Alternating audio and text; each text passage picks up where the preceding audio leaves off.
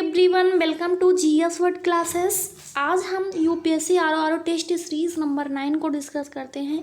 History के 20 प्रश्नों पर प्रैक्टिस करते हैं। आज फर्स्ट क्वेश्चन से देखते हैं, निम्न में से कौन नीला जल योजना ब्लू वाटर पॉलिसी से संबंधित है? तो ऑप्शन में दिया गया है द अल्मीडा, बी में अल्बुकर्क, सी में है डोप्ले और डी में है रॉबर्ट क्लाइव। तो ऑप्शन ए करेक्ट हो जाएगा द अल्मीडा। ये ब्लू वाटर पॉलिसी से रिलेटेड है। डिटेल्स में देखते हैं। 1505 ईस्वी में फ्रांसिस्को द अल्मीडा भारत में प्रथम पुर्तगाली वायसराय एवं गवर्नर बनकर आया। व्यापारिक हितों के परिप्रेक्ष्य में हिंद महासागर में प्रभुत्व स्थापित करने के लिए अल्मीडा ने ब्लू वाटर पॉलिसी अर्थात नीला जल नीति का प्रतिपादन किया था।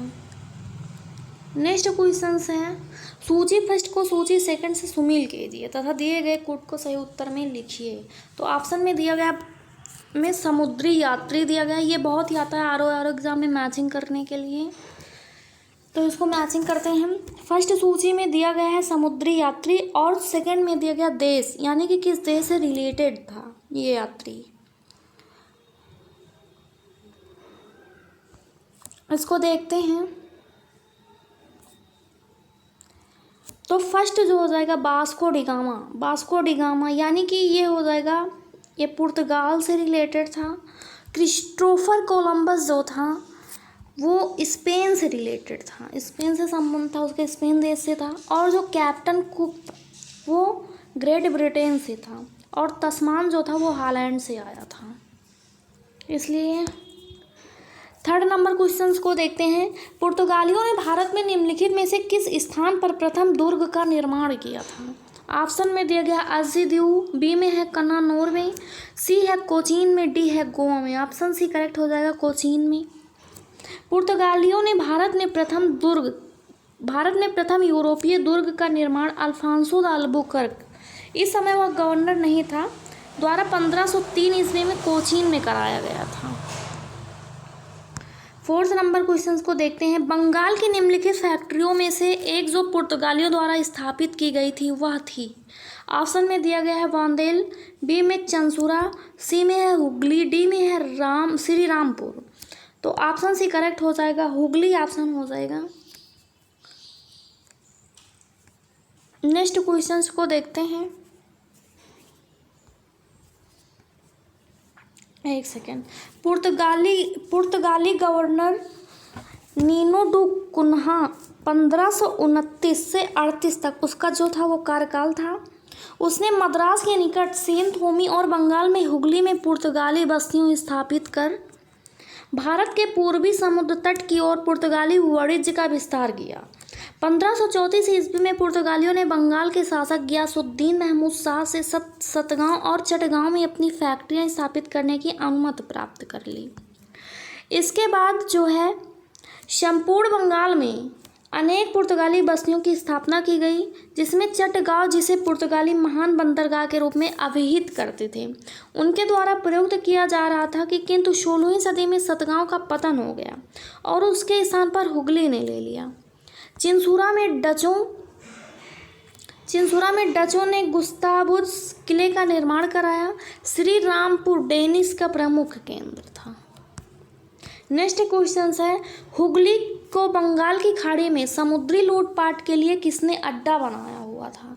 तो ऑप्शन में है पुर्तगालियों ने, बी में है फ्रांस वासियों ने, सी में है डेनमार्क वासियों ने, डी में है अंग्रेजों ने। ऑप्शन ए करेक्ट हो जाएगा, पुर्तगालियों ने अड्डा बनाया हुआ था लूटपाट करने के लिए।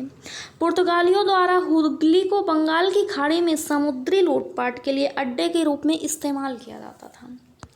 कलकत्ता शहर किसने बसाया था? ऑप्शन में है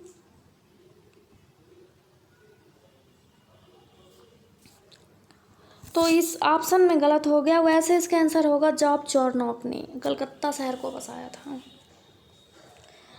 7 नंबर क्वेश्चंस को देखते हैं। लंदन में ब्रिटिश ईस्ट इंडिया कंपनी के गठन के समय भारत निम्नलिखित में से कौन बादशाह था? तो ऑप्शन ए में है अकबर, बी में है जहांगीर, सी में है शाहजहां, डी में है औरंगजेब। तो करेक्ट ऑप्शन हो जाएगा अकबर।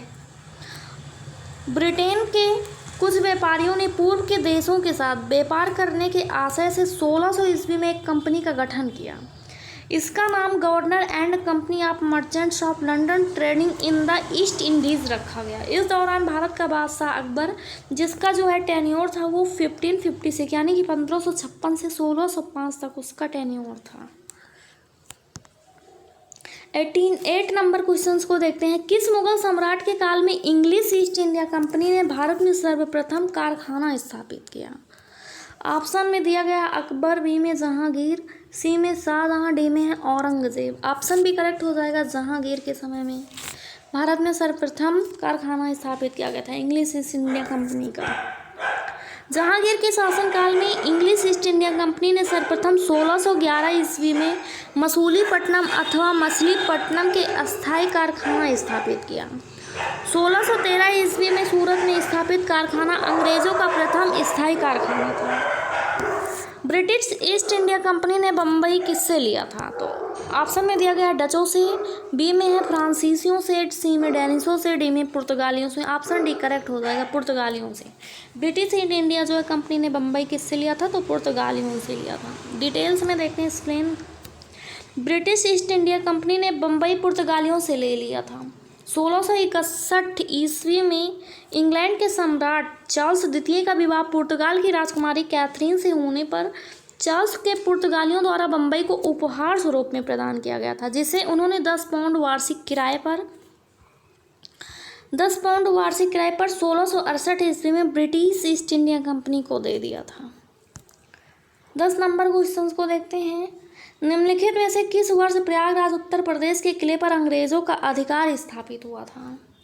ऑप्शन में दिया गया 1790, 1792, 1796, 1797। डी ऑप्शन ही करेक्ट हो जाएगा। ये यूपीआरओ में 2021 प्री में आया हुआ क्वेश्चन है, बहुत इंपॉर्टेंट है ये। फिर से एक बार पढ़ लेते हैं। निम्नलिखित में से किस वर्ष प्रयागराज उत्तर प्रदेश के किले पर अंग्रेजों का अधिकार स्थापित हुआ था? 1797 ईस्वी में। ईयर से भी रिलेटेड क्वेश्चन आता है। अवध के नवाब सादत अली ने 1757 ईस्वी में प्रयागराज के इलाहाबाद का किला अंग्रेजों को सौंप दिया था। 11 नंबर क्वेश्चन को देखते हैं। ईस्ट इंडिया कंपनी के किस अंग्रेज गवर्नर और औरंगजेब द्वारा भारत में निष्कासित किया गया था? ऑप्शन में दिया गया है अंगियर, बी में सर जॉन चाइल्ड, सी में sir John Gayer, sir Nicholas बेट।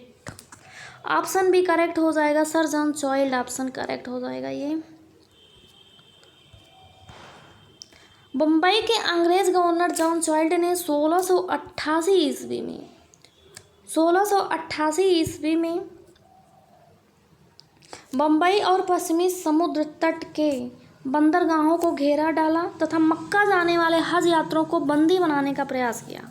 फलस्वरूप उसे औरंगजेब ने भारत से निष्कासित करने का आदेश दे दिया था। मुगल शासक औरंगजेब के सामने उसे विवश होना पड़ा और अंत में उसने माफ़ी मांगनी पड़ी उसे। 12 नंबर क्वेश्चंस को देखते हैं। निम्नलिखित में से प्रथम कर्नाटक युद्ध का कौन सा तात्कालिक कारण था? तो कारण क्या था? ऑप्शन ए में कारण दिया गया है अंग्रेज और फ्रांसीसियों के बीच प्रतिद्वंदिता, बी में ऑस्ट्रिया की राजगद्दी की जंग, सी में है कर्नाटक की राजगद्दी का मसला, डी में है अंग्रेजों द्वारा फ्रांसीसी जहाज़ों का अधिग्रहण। तो यही हो जाएगा करेक्ट ऑप्शन, यही रीज़न था। प्रथम कर्नाटक युद्ध का तात्कालिक कारण यही था, अंग्रेजों द्वारा फ्रांसीसी जहाज़ों का अधिग्रहण। कर्नाटक का प्रथम युद्ध 1746 से लेकर 1748 तक। ऑस्ट्रिया के उत्तराधिकार युद्ध जो 1740 ईस्वी में आरंभ हुआ था का विस्तार मात्र था। यह सरकारों की आज्ञा के विरुद्ध ही दोनों दलों अंग्रेज एवं फ्रांसीसी 1746 ईस्वी में युद्ध प्रारंभ हो गया। अंग्रेज कैप्टन बर्नेट के नेतृत्व में अंग्रेजी सेना द्वारा कुछ फ्रांसीसी जहाज़ों पर अधिकार कर लेना युद्ध का तात्कालिक कारण भी था। 13 नंबर क्वेश्चंस को देखते हैं। इसमें भी सूची फर्स्ट को सूची सेकंड से मैच कराना है, मैचिंग का क्वेश्चंस है।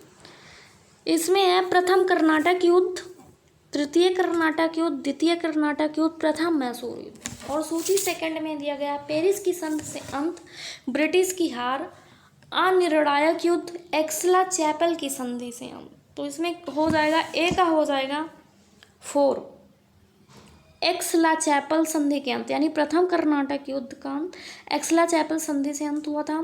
तृतीय कर्नाटक युद्ध जो हुआ था वो अनिर्णायक युद्ध माना गया था। नहीं, बी का 1 हो जाएगा, सॉरी, बी का 1 हो जाएगा। पेरिस की संधि से अंत हुआ था। और द्वितीय कर्नाटक युद्ध जो हुआ था वो निर्णायक युद्ध था। और प्रथम मैसूर युद्ध ये एक्सला-चैपल की संधि से अंत हुआ था। 14 नंबर क्वेश्चन को देखते हैं। निम्नलिखित में से कौन सा एक सही सुमेलित नहीं है? ऑप्शन में दिया गया है कर्नाटक का प्रथम युद्ध 1746 से 1748, कर्नाटक का द्वितीय युद्ध 1750 से 52, कर्नाटक का तृतीय युद्ध 58 से 63, 1758 से 63, पानीपत का तृतीय युद्ध 1761। ऑप्शन बी करेक्ट हो जाएगा। ये कर्नाटक का द्वितीय युद्ध 1750 से 52 तक नहीं, ये 1749 से 54 तक था, 54 तक। 15 नंबर क्वेश्चंस को देखते हैं। निम्नलिखित में से किसे भारत में फ्रांसीसी कंपनी का संस्थापक माना जाता है? ऑप्शन में दिया गया है रिसलू, बी में मजोर, सी में काल्वर्ट, डी में फ्रैंको मार्टिन। तो सी ऑप्शन करेक्ट हो जाएगा, काल्वर्ट ऑप्शन करेक्ट हो जाएगा। लुई 14वें के मंत्री काल्वर्ट द्वारा 1664 ईस्वी में फ्रेंच ईस्ट इंडिया कंपनी की स्थापना हुई, जिसे कंपनी देश इंदेश ओरिएंटलेस कहा गया। फ्रांसीसी कंपनी का निर्माण राज्य द्वारा हुआ और इसका सारा खर्च देता था। 1667 ईस्वी में फ्रांसिस कैरो के नेतृत्व में एक अभियान दल भारत के लिए रवाना हुआ, जिसमें 1667 ईस्वी में सूरत में अपने पहले व्यापारिक कारखाने की स्थापना हुई। 16 नंबर क्वेश्चंस को देखते हैं। ये भी मैचिंग का क्वेश्चन है, इंपॉर्टेंट है, आर के लिए तो बहुत ही ज़्यादा इंपॉर्टेंट है ये। सूची फर्स्ट, सूची सेकंड। सूची फर्स्ट में दिया गया पौंडीचेरी, बी ऑप्शन में है गोवा, सी में है ट्रांकेवार, सी में है सद्रास। तो ए का हो जाएगा 2, यानी कि फ्रेंच, पांडिचेरी का फ्रेंच हो जाएगा। गोवा का जो हो जाएगा वो हो जाएगा पुर्तगीज, उनका अधिकार दिया गया है। ट्रांकेवार का ये हो जाएगा डेनिश, यानी कि डेन। और सद्रास का हो जाएगा डच।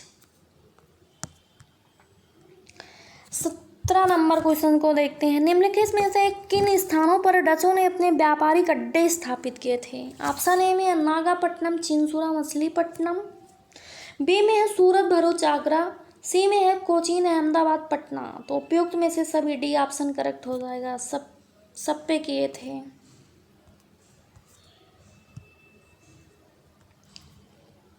भारत में डचों द्वारा स्थापित प्रमुख व्यापारिक केंद्र थे नागपट्टनम, चिंसुरा, मछलीपट्टनम, सूरत, भरूच, आगरा, कोचीन, अहमदाबाद, पटना। 18 नंबर क्वेश्चन को देखते हैं। किसने ईस्ट इंडिया कंपनी के बारे में यह टिप्पणी भी की थी? कंपनी एक असंगत है, परंतु यह उस व्यवस्था का भाग है जहां सब कुछ ही असंगत है। तो ऑप्शन भी करेक्ट हो जाएगा, टी बी मैकाले ने कहा था। ऑप्शन में है Warren Hasting, C Lord Clive, D Henry Dundas. B option correct हो जाएगा। 19 नंबर क्वेश्चन को देखते हैं। भारतवर्ष में ब्रिटिश साम्राज्य का संस्थापक कौन था?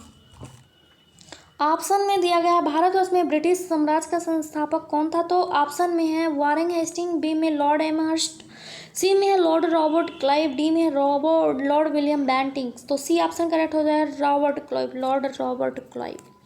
भारतवर्ष में ब्रिटिश साम्राज्य का संस्थापक लॉर्ड रॉबर्ट क्लाइव को माना जाता है, जिसे प्लासी के युद्ध 23 जून 1757 में बंगाल के नवाब सिराजुद्दौला को पराजित कर पहली बार भारत में ब्रिटिश प्रभुत्व की नींव रखी थी।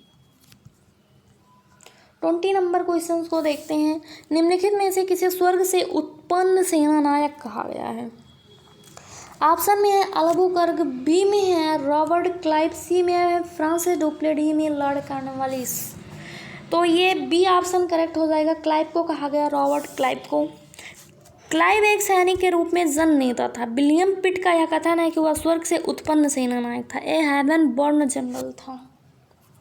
Thanks for watching GS word classes. अगर वीडियो पसंद आए तो हमारे चैनल को लाइक शेयर सब्सक्राइब ज़रूर करें। धन्यवाद।